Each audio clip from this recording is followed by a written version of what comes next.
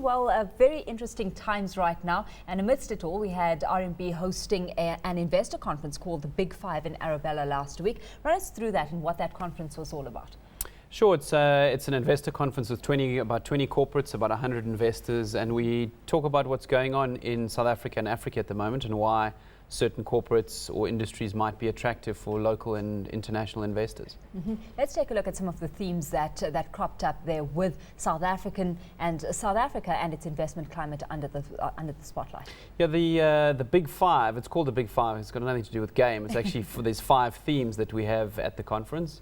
I would say the interesting things for me that came out, not necessarily on the themes, but specifically about how South Africa is looking at the moment, is the first half of the year was much better than the quarter we've just had. Okay, and that's true, I think, for industrial companies, for consumer companies, for banks. There was a strong message by executives at the conference that the last 3 months have been quite tough. The second thing is the Rand is very helpful. You know, we were right in the midst of the Rand weakening at this conference, and 8 Rand to 8 Rand 50 seems like a range where there's quite a bit of relief that gets provided to local manufacturing. Okay, so, and we've seen a lot of import substitution on the shelves at supermarkets even. So, you know, an 8 Rand to 8.50 to the dollar, I think, helps chicken producers because there's no imports from Brazil. It helps Tiger Brands because there's less opportunistic imports of food products, you know, that kind of thing. So I think it is helpful, and so we should get some tailwind from that, even though it'll probably be negative for inflation. We discussed nationalisation, and the kind of conclusion was that, look, nationalisation isn't going to happen. Yeah, it's a bunch of stock market guys in a room, so I think you'd be surprised if they came up with any other conclusion. But I think we should expect some change in the mining industry, so maybe additional tax, certainly more emphasis on social spending, that helping the government put infrastructure in place, that kind of thing. Yeah. And then finally, we had a presentation from a guy at Seckam, and I thought it was a really good story. I mean, you know, we remember Seckam as turning the lights out, and then we remember them as jacking up, you know, electricity costs. But actually, Seckam's in pretty good shape, or relatively much better shape at the moment. Their reserve margin is as high as it's been for some time. They've got some good stockpiles of coal. They've got a new CEO and CFO who seem to be making the organization more effective. The balance sheet is in good shape. So actually, I thought for equity investors who don't hear the Seckam story that much, bondholders tend to hear the Seckam story because Seckam's got bonds, not shares. I thought for equity investors that was quite a positive story. Because it gives you an understanding of the operating context within which South African companies are operating. Now, looking at these factors that you've highlighted, aside from the first half having been better and some deterioration coming through in the second quarter, we're looking at overall a pretty optimistic picture here. Was that the basis for one of your lead economists, Jonathan Gardner, having upgraded South Africa to overweight in his emerging market equity portfolio? It was one of them. Yeah, I wouldn't say necessarily the picture is getting better. I mean, I think it is getting worse in South Africa as it is all over the world in the third quarter relative to the first half. I think it's getting relatively worse elsewhere than South Africa. His calls are relative to other emerging markets, and so he is now more positive on South Africa relative to other emerging markets because the earnings growth in particular of South African corporates seems to be more predictable, or the chance of those earnings growth coming through in South Africa is higher than it is in other emerging markets, which is the main reason why he's upgraded South Africa.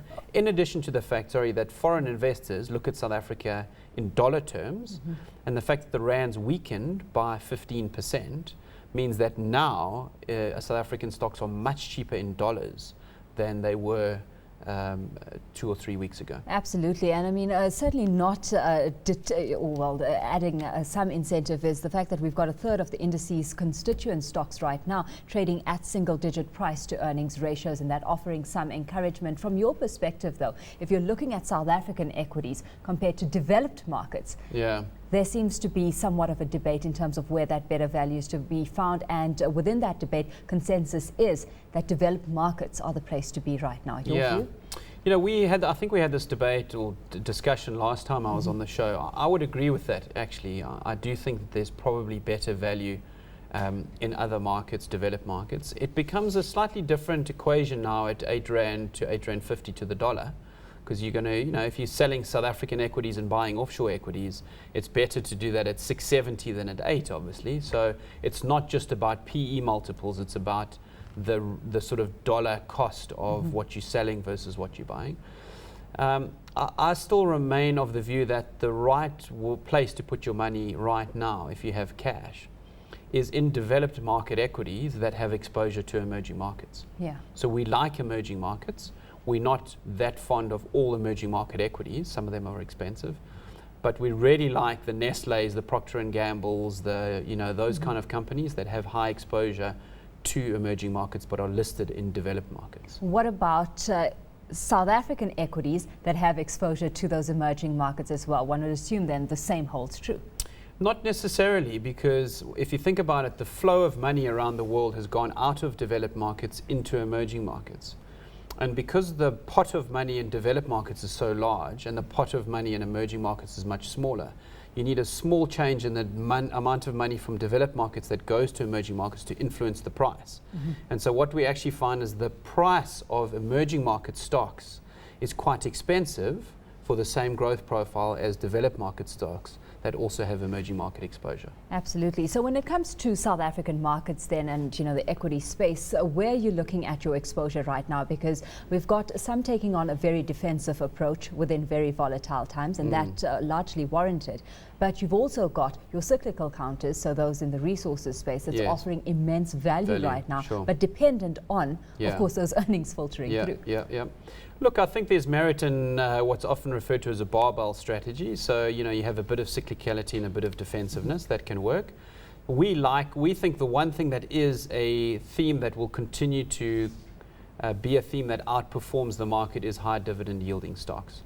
That doesn't necessarily mean defensive companies. Okay, if you look in South Africa, the banks are upping their dividend yields, the telco stocks are upping their dividend yields, so are the retailers. Those aren't necessarily defensive stocks, but they have high dividend yields and increasing dividend yields, and we think that those stocks will continue to outperform. Okay, well, this is within a global context where, the global economy, economic growth momentum very much still dependent on the US and what emerges out on that end. And you've had an economist, Stephen Roach, at RMB saying that, or highlighting what the US needs to start getting right. Sure. Of course, today we're looking forward to that non-farm payrolls number, and we know that the jobs agenda needs to be one of those in focus. What has he highlighted? Yeah, it's interesting. I mean, Roach, Morgan Stanley's used to be chief global economist, writes tremendously simple stuff. And he basically says about 30% of the world's GDP is in the US, and about 2/3 of that is driven by the US consumer. So it's the single biggest engine, if you like, of demand in the world. Now, the problem that the US consumer has is that they've got a balance sheet problem. They've got too much debt relative to their disposable income. And they got there because of a property boom and a credit boom, which is now that bubble has burst. So now they have to unwind this exposure that they've got. So they have to save. And while they've started, and if you look at things like debt to personal disposable income in the US, it peaked at 130. It's now at 117, but it was at 70 in the 30 years leading up to 2000. So we still at very elevated levels, and it needs to come down. And so he's saying America must save, and so they must do things like introduce VAT, a sales tax to stop consumption, and lower income tax rates, to encourage more savings. And until you repair the balance sheet, you can do what you like with quantitative easing. It's going to be a blunt tool. Because the consumer's not going to have the confidence with all this debt burden to start consuming again, even if interest rates are low. And what does interest rates do that are low?